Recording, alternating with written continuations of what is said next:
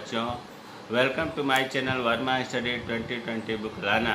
मैं UP board के छात्रों के लिए क्लास 12th का ज्योग्राफी हिंदी मीडियम से मैं फुल कोर्स कराऊंगा।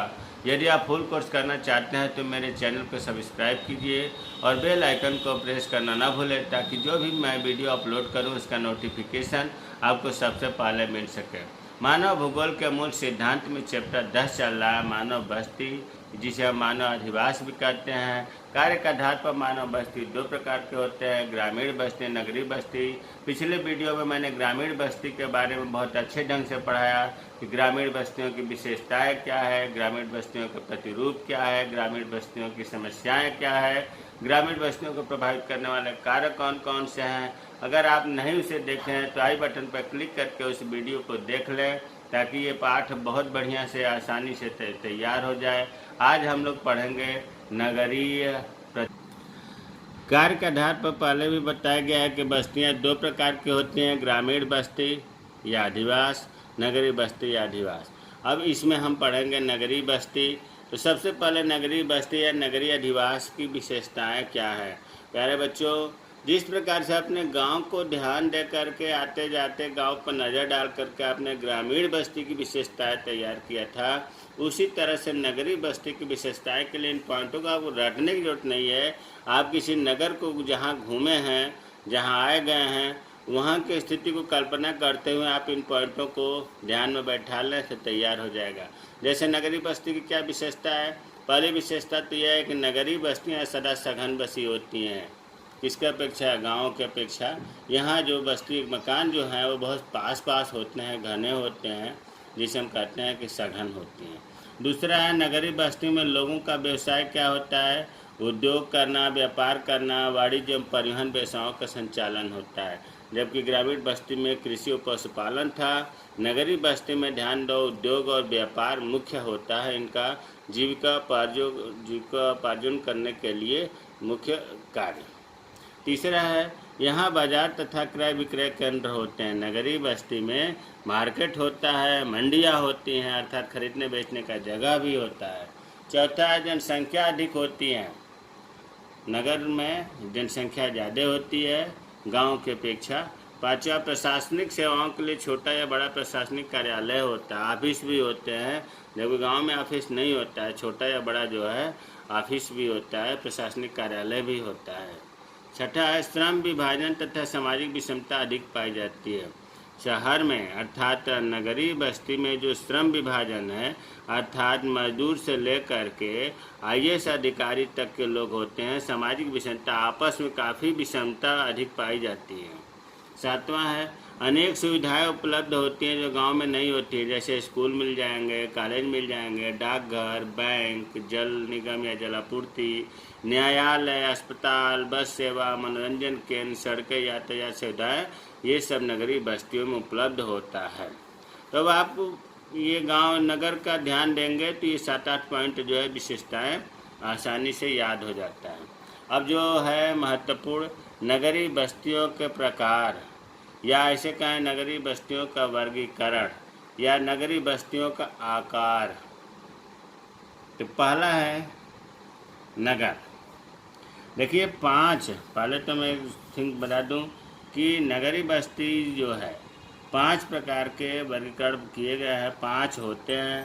पहला नगर, दूसरा शहर, तीसरा मिलियन सिटी, चौथा सन नगर, पांचवा बृहत नगर। थोड़ा थोड़ा सा अंतर है, इन्हें आप ध्यान देंगे तो क्लियर हो जाएगा। पहला जिसे हम नगर, कस्बा भी कह सकते हैं, अंग्रेजी में बोलते हैं टाउन। देखिए प्यारे बच्चों, गांव जो होता है ना, गांव, ग्राम, उससे थोड़ा सा विकसित रूप नगर होता है। मतलब गांव अगर अपने को तरक्की थोड़ा करे तो सबसे पहले नगर की स्थिति में आता है। नगर गांव से बड़ी एक ऐसी संघत बस्ती होती है जिसमें जन समुदाय नगरीय जीवन व्यतीत करता है। नगर में वे कार्य संपन्न होते हैं जो प्राय गांव में नहीं होते। नगर का मतलब अभी हमने बताया कि गांव से थोड़ा सा ये कम्पैक्ट, मतलब घनी बस्ती होती है, और गांव के जो कार्य होते हैं वो कार्य इसमें नहीं होते, बल्कि इसमें नगर वाले होते हैं, शहर वाले होते हैं। तो आपको समझ में आ गया होगा कि गांव का विकसित रूप ही नगर है, जो संपन्न वो कार्य करते हैं जो गांव में नहीं होते हैं। अब दूसरा आता है शहर, सिटी। नगर और शहर में अंतर है।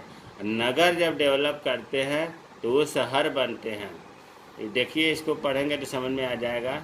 किसी प्रदेश के अनेक नगरों में से अग्रणी नगर को शहर कहा जाता है।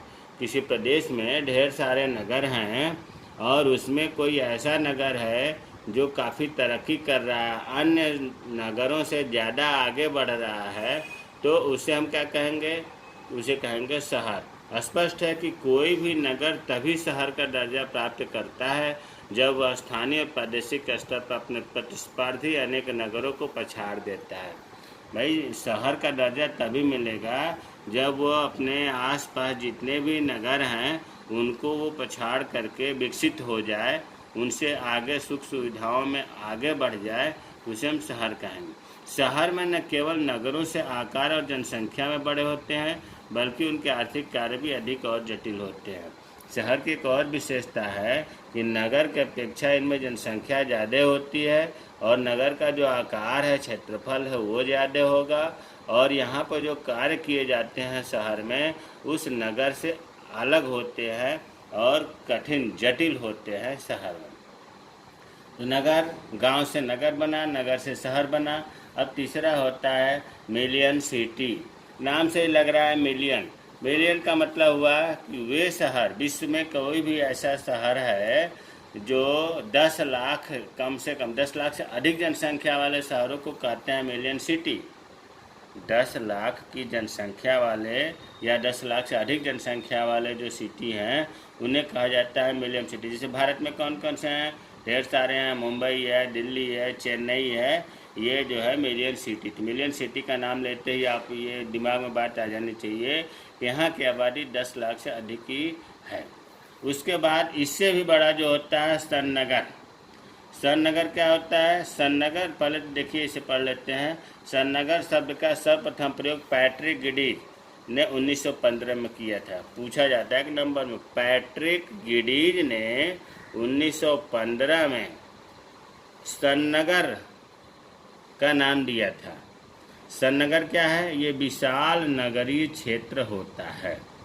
मतलब ये जो है बहुत बड़े क्षेत्रफल में होते हैं। बड़ा क्षेत्रफल होगा तो आबादी भी ज़्यादा होगा, जो अलग अलग नगरों या शहरों के आपस में मिल जाने से बनता है। सन नगर का एक बहुत बढ़िया आसान परिभाषा ये है कि अलग अलग नगर या शहर के आपस में मिल जाने से सन नगर का निर्माण होता है।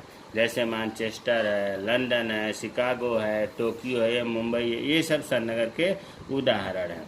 पांचवा जो होता है बृहत नगर। बृहत नगर का मतलब देखो, ढेर सारे इसके नाम है। बृहत नगर, विशाल नगर, विश्व नगरी, मेगापोलिस। तो सबसे पहले आपने देखा नगर के प्रकार में कि गांव से जो तरक्की किया वो पहला बना नगर, दूसरा शहर, तीसरा मिलियन सिटी, चौथा सन नगर और पांचवा होता है बृहत नगर। इस शब्द का मतलब बृहत नगर का या ये कहिए कि मेगा सिटी का नाम जो है सबसे पहले जीन गॉटमैन, नाम थोड़ा कठिन है, जीन गॉटमैन ने दिया। इस समय दक्षिणी हैम्पशायर से, ये जो है बृहत नगर के बारे में कह रहा है कि दक्षिणी हैम्पशायर से उत्तरी वर्जीनिया तक ये फैला हुआ है।